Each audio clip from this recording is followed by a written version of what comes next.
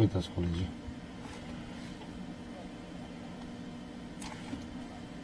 Este chiar pe fâșie.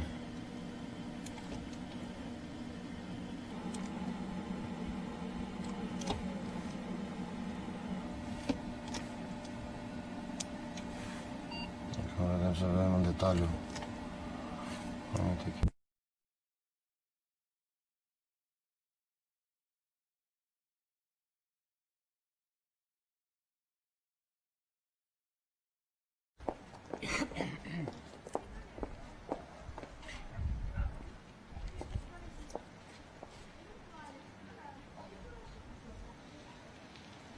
În această perioadă, Inspectoratul Teritorial al Poliției de Frontieră Timișoara, în cooperare cu gruparea de jandarmi mobilă, a dispus măsuri suplimentare pentru întărirea dispozitivului de supraveghere a frontierei cu Serbia, în baza unui plan comun de acțiune pe linia prevenirii și combaterii migrației ilegale.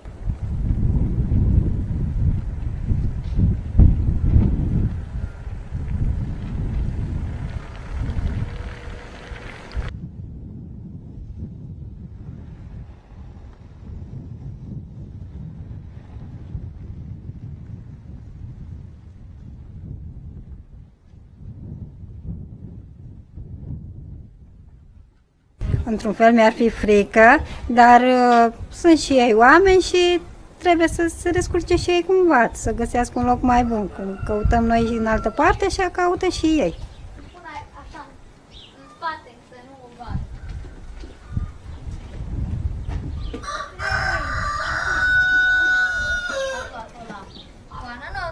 Nu vor.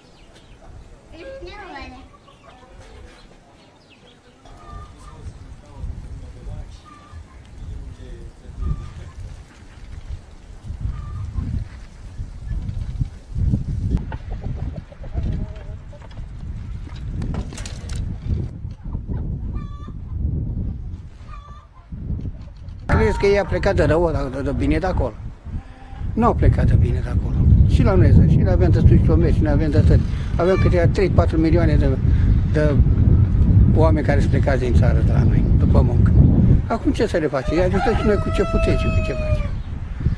Eu n-am avut probleme că ei sau să zică să ceară ceva sau una alta, dar dacă îl văd tot îi dau o bucată de pâine, că și el e săraca și